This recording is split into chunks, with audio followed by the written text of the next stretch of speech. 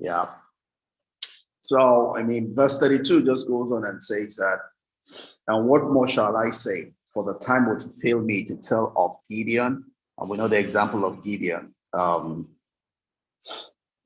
he believed God.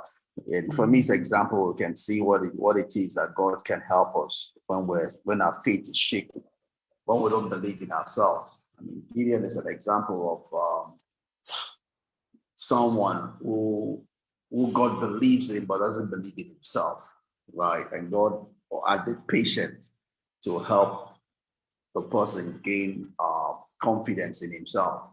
More like Moses, right? Moses started from a place of confidence.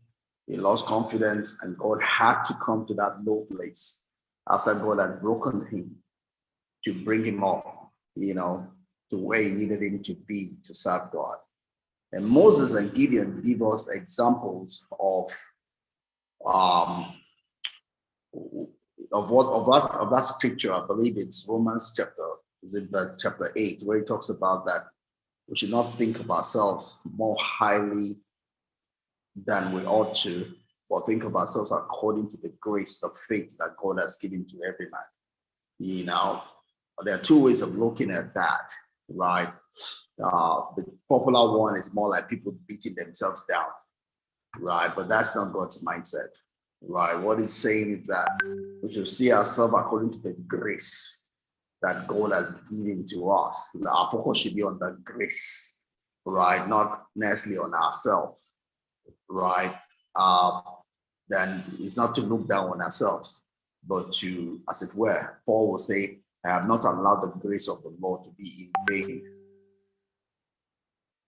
I've not allowed the grace of the Lord to be in vain in my life, So Apostle Paul pretty much walked and reveled in the grace of God in his life, and so we have to be careful that we don't commonize that grace in the name of piety, where we're feeling, oh, I'm not this, I'm not that.